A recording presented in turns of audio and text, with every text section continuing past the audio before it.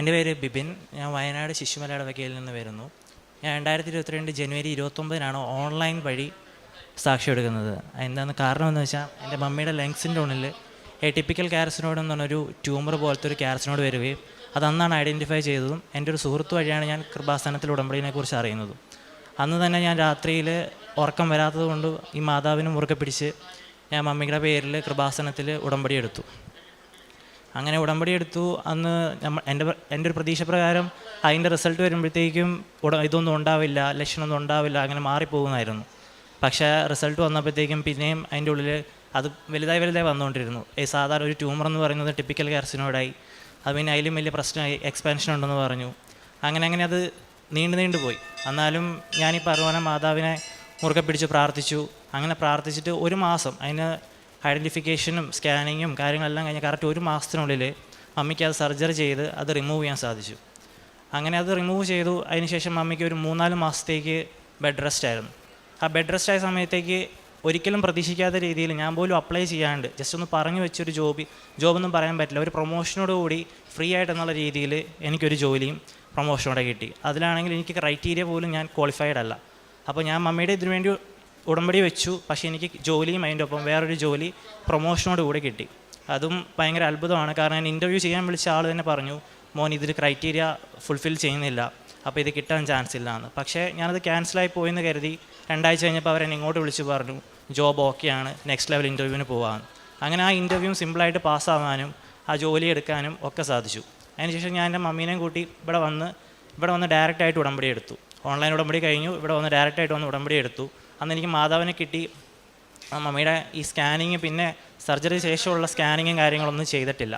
അപ്പോൾ അതിന് ശേഷമാണ് നമുക്ക് പൂർണ്ണമായിട്ടും അറിയാൻ പറ്റുക അത് എത്രത്തോളം ഉണ്ട്, ഇനി വരുമോ ഇല്ലയോ എന്നൊക്കെ നമുക്ക് അറിയാൻ പറ്റുള്ളൂ. അപ്പോൾ ഞാൻ ഇവിടെ വന്ന് ഉടമ്പടി എടുത്തു. അന്ന് എനിക്ക് ഇവിടുത്തെ പ്രതീക്ഷിതത്തിൻ്റെ സമയത്ത് മാതാവിനെ കിട്ടി. അപ്പോൾ തന്നെ ഒരു ധൈര്യം വന്നു. ആ ധൈര്യത്തിൽ നമ്മൾ മുന്നോട്ട് പോയി. പക്ഷേ അന്ന് ഞാൻ വീട്ടിലിരുന്നപ്പോഴത്തേക്കും മമ്മിയുടെ നടുവിൽ ഡിസ്ക് ബൾജിങ്ങും നെയർ കംപ്രഷനും ഉണ്ട്. അത് രണ്ടും കൂടി മമ്മിക്ക് അരപ്പ് കീഴോട്ടേക്ക് നടക്കാൻ പറ്റാത്ത രീതിയിൽ തളർന്നു പോയി. അങ്ങനെ ഞങ്ങൾ 2 ദിവസത്തിന് ശേഷം ഞങ്ങൾ പിന്നെയും തിരിച്ച് കൃപാസനത്തിൽ വന്നു. അന്ന് മമ്മിക്ക് ഇങ്ങോട്ട് നടന്നു വരാനോ ഒറ്റയ്ക്ക് നടക്കാൻ പറ്റില്ല. അങ്ങനെ ഇവിടെയുള്ള ആൾക്കാരുടെ സഹായത്തോടെ ഞങ്ങളിവിടെ വന്നു. മമ്മിക്ക് ഈ അൾത്താരയിൽ മുട്ടൂത്തി നിൽക്കാൻ കഴിയില്ല.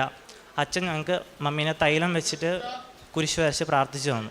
അത് ഞങ്ങൾ പോയി. അതിനുശേഷം മമ്മീനോട് ഡോക്ടേഴ്സിനെ കാണിച്ചു. അപ്പോൾ അവരെല്ലാവരും സർജറിയാണ് പറഞ്ഞത്. സർജറി അല്ലാണ്ട് വേറൊരു ഓപ്ഷൻ ഇല്ലെന്ന് പറഞ്ഞു. പക്ഷേ മമ്മിക്ക് ചെറിയൊരു ഫിസിയോതെറാപ്പിയുടെ ഒരു ട്രീറ്റ്മെൻറ്റ് വെച്ചിട്ട് മമ്മിക്ക് ഇപ്പം ഇവിടെ നിൽക്കാൻ പറ്റും. അപ്പോൾ അന്ന് വന്നപ്പോൾ ഞാൻ എടുത്തൊരു സാക്ഷിയാണ് മമ്മീനെ കൂട്ടി ഇവിടെ വന്ന് നിന്ന് സാക്ഷ്യം പറയാമെന്നുള്ളത്. അപ്പോൾ അങ്ങനെ അതും സമ്പൂർണ്ണമായി. പിന്നെ എൻ്റെ പപ്പയുടെ കാലിൽ വെരിക്കോസ് വെയിൻ ഉണ്ടായിരുന്നു. അത് വർഷങ്ങളായിട്ടുള്ള വെരിക്കോസ് വെയിനാണ്. അത് മാറാണ്ടും പിന്നെ അതിന് മരുന്ന് ചെയ്യാൻ വേണ്ടി പോകും, പിന്നെ അത് നടക്കത്തില്ല, അല്ലെങ്കിൽ വേറെ എന്തെങ്കിലും മരുന്ന് ചെയ്യും, അങ്ങനെ ചെയ്ത് പോകുമായിരുന്നു. പക്ഷേ ഈ അടുത്ത് തന്നെ അതും ഈ പറഞ്ഞ പോലെ തന്നെ സർജറിയൊക്കെ ചെയ്ത് അതും കറക്റ്റായിട്ട് മാറ്റാൻ സാധിച്ചു. അതുപോലെ തന്നെ എൻ്റെ അനിയത്തിയും ഇവിടെ എടുത്തിട്ടുണ്ട്. അനിയത്തി UK ഉടമ്പടി എടുത്തിട്ടുണ്ട്. പക്ഷേ അവൾ OET CBT ഒക്കെ പാസ്സായിട്ടും ജോബിൻ്റെ ഒരു ഒഴുക്ക് അങ്ങോട്ട് കിട്ടണുണ്ടായില്ല, വെക്കുന്ന കയറി പോകാൻ പറ്റുന്നുണ്ടായില്ല. ഇവിടെ വന്ന് ഉടമ്പടി എടുത്തു, പ്രാർത്ഥിച്ചു. മമ്മിയുടെ സർജറിയുടെ സമയത്തായിരുന്നു. അതെല്ലാം കഴിഞ്ഞ് അവൾക്കും എത്രയും വെക്കുന്ന തന്നെ ജോബ് പ്ലേസ് ആവുകയും അവൾക്കും പോകാൻ സാധിച്ചു. അതുപോലെ തന്നെ നമ്മുടെ വീട് പണി മമ്മിയുടെ ഈ സർജറിയും ഇതൊക്കെ ഐഡൻറ്റിഫൈ ചെയ്യുന്നതിന് മുന്നേ റീസ്റ്റാർട്ട് ചെയ്യാൻ വേണ്ടി അതായത് മുടങ്ങിപ്പോയിരുന്നു.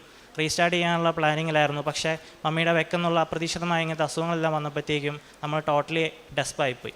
പിന്നെ ഈ ഉടമ്പടി എടുത്തപ്പോൾ എല്ലാവർക്കും ഒരു ധൈര്യമൊക്കെ വന്നു. പിന്നെ നമ്മുടെ വീട് പണി പിന്നെയും പതുക്കെ പിന്നെയും റീസ്റ്റാർട്ട് ചെയ്തിട്ടുണ്ട്. അത് ഭംഗിയായിട്ട് നടന്നുകൊണ്ടിരിക്കുന്നു. എത്രയും വെക്കുന്ന കഴിയുമെന്നുള്ള പ്രതീക്ഷയിലാണ് ഞങ്ങൾ. അതുപോലെ എൻ്റെ അങ്കിളിൻ്റെ ജോലിയുടെ പ്രൊമോഷന് വേണ്ടിയിട്ട് ഞാൻ പ്രാർത്ഥിച്ചിട്ടുണ്ടായിരുന്നു. അങ്കിൾക്ക് വേണ്ടിയിട്ടുള്ള പ്രൊമോഷനും അതും കിട്ടി. അങ്ങനെ ഞാൻ വിചാരിച്ചതും അതിലും മുകളിലുള്ള കാര്യങ്ങൾ എനിക്ക് ഉടമ്പടി വഴി കിട്ടിയിട്ടുണ്ട്. എനിക്കും എൻ്റെ അനിയത്തിക്കും എൻ്റെ വീട്ടുകാർക്ക് എല്ലാവർക്കും കിട്ടിയിട്ടുണ്ട്. ആരുടെയൊക്കെ പ്രാർത്ഥന സഹായങ്ങൾ വെച്ചിട്ടുണ്ടോ അവർക്കും അതുപോലെ തന്നെ സാധിച്ചിട്ടുണ്ട്.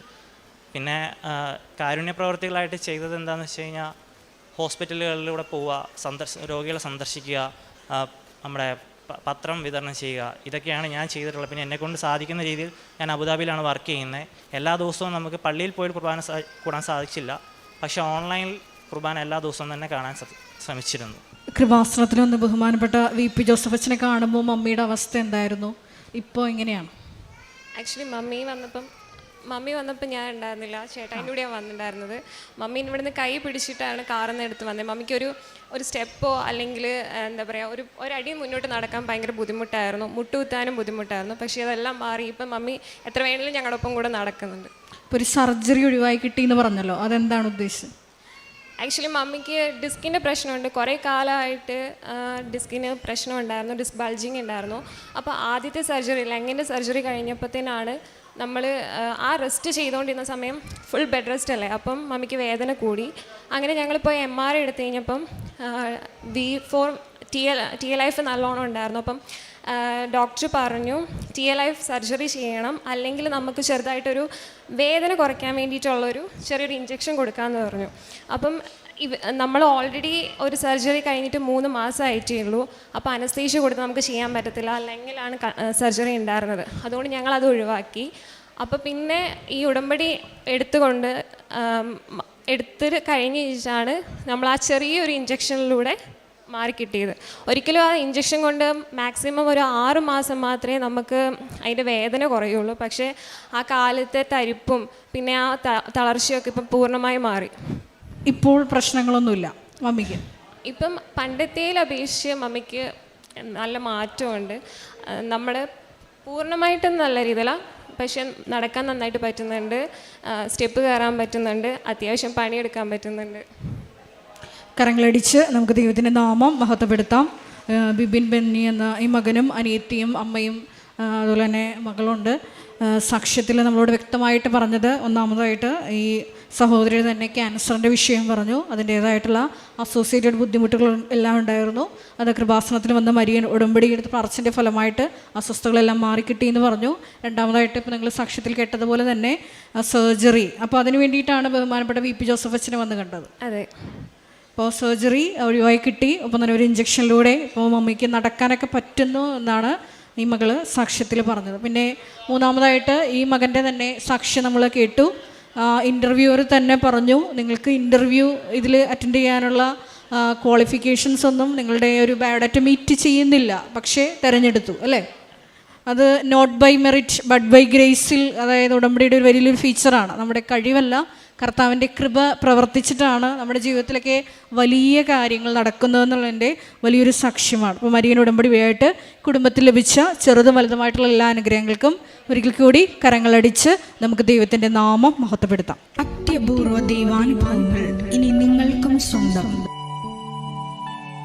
ഈ യൂട്യൂബ് ചാനൽ ഇതുവരെ സബ്സ്ക്രൈബ് ചെയ്തിട്ടില്ലെങ്കിൽ ഇപ്പോൾ തന്നെ സബ്സ്ക്രൈബ് ചെയ്യുക. ഈ വീഡിയോ ഇപ്പോൾ തന്നെ നിങ്ങളുടെ സുഹൃത്തുക്കൾക്ക് ഷെയർ ചെയ്തുകൊണ്ട് കർത്താവിൻ്റെ പ്രേക്ഷിതരാകുക.